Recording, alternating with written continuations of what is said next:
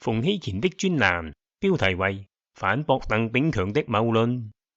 1月15號，特區保安局局長鄧炳強見記者，宣布經過科學鑑證及法證，宏福苑大火罹難者嘅最終數字為168人，當中包括1名殉職消防員、2名裝修工人、5名地盤工友同10名外籍傭工，再未有身份未能辨識嘅遺骸，亦未有未確定嘅去向失蹤者。大眾包括宏福苑災民一直追問嘅死者名單又如何？鄧炳強喺事發逾1個半月後，終於正式交代。原話係咁樣嘅：警方就住死因正在進行調查，當調查完成後，便會向死因裁判官提交報告。如果死因裁判官決定要召開死因研訊，我哋便會將相關死者嘅資料於研訊期間透露。目前階段，我哋為咗尊重遇難者人士家人嘅意願，我哋並不會公布所有遇難人士嘅名單。咁與以往嘅做法係一致嘅。與以往嘅做法係一致嘅呢句話，明顯違背事實，令人懷疑鄧炳強到底係睜開眼睛講大話，抑或生活喺平行世界。以往香港發生大火或其他災難，好似南丫海難，都會盡快公布遇難者名單。呢一點，相信大家記得十分清楚，並冇所謂曼德拉效應。嘉利大廈火災因年代太久，我揾唔到當時嘅新聞。但近20年嘅事例俯拾即是，例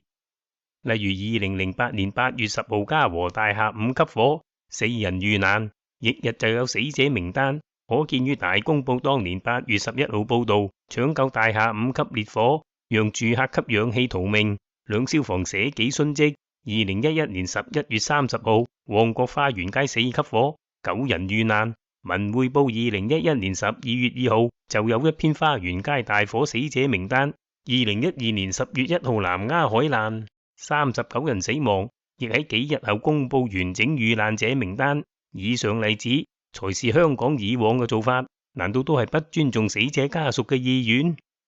？1月16號，鄧炳強接受港台千禧年代訪問，提及以往公布死者名單係為咗知會罹難者親友，但呢次宏福苑大火，當局已通知所有罹難者家屬。更只有遺屬稱公布死者名單係2次傷害，亦有家屬唔希望家中長者得知親人離世，故政府無意公布罹難者名單。以上解釋跟1月15號嘅講法同樣荒謬。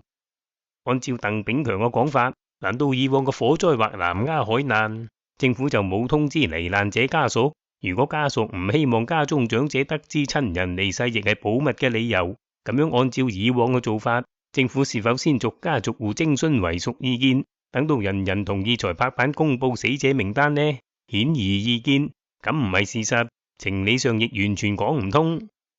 以往嘅做法好簡單，就係開誠公布，冇乜嘢唔見得光嘅秘密。印象中，政府以尊重家屬意願作為不公開死者身份嘅擋箭牌。至於去年聖保羅書院學生喺杭州交流不幸身故一事，當時教育局局長蔡若蓮嘅說法係調查已告一段落，我哋明確了解事情與交流活動無關，亦與考察行程無關。我哋尊重家屬處理呢件事情嘅意願，唔會披露個案內容。先不管嗰位學生嘅家屬有冇呢個意願，政府就連不涉學生私隱嘅死亡時間都冇公開，尊重家屬意願到呢個地步，簡直前所未見。亦有人認為鄧炳強口中嘅以往做法係指中國大陸嘅做法，但抱歉，就算喺大陸，亦未有尊重家屬意願而不公布死者名單嘅慣例。2008年汶川大地震，公布咗逾萬人嘅遇難者名單。2014年底跨年夜上海外灘陳毅廣場人踩人事件，36人死亡，亦公布罹難者名單。到咗2021年鄭州地鐵5號線淹水事件，14個地鐵乘客被灌入車廂嘅洪水淹死，一樣公布咗死者名單。喺上海外灘陳毅廣場人踩人事件發生後，人民日報仲刊出咗人民日報社上海分社原副社長、復旦大學新聞學院特聘教授李宏斌嘅文章，題為對死難者最後的尊重。我認為好適合用嚟回應鄧炳強近日發表嘅一派胡言，讓我抄錄幾段於此。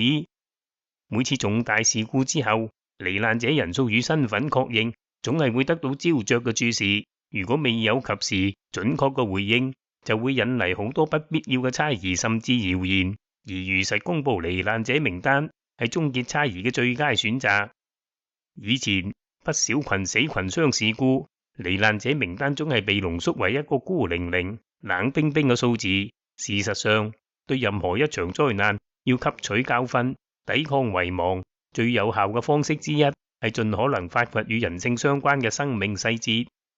咁係對無辜生命最後嘅尊重。要走向更高層次嘅政治文明，就得讓尊重生命嘅意識繼續走向制度層面。我哋切盼讓公佈罹難者名單成為一項制度，從此不折不扣地遵從，讓個體生命嘅尊嚴，讓災難嘅真相凜然閃爍喺呢份莊嚴嘅名單之中，並時時提醒各級政府始終將人民生命安全放喺首位。我再講一次，以上係刊登喺中共官媒《人民日報》嘅文章。而呢篇文章嘅作者認為，發生重大事故後，公佈遇難者名單係對死者最後嘅尊重，亦係政府探求真相、澄清謠言同吸取教訓嘅最有效方法。請問鄧炳強要唔要反駁一下呢？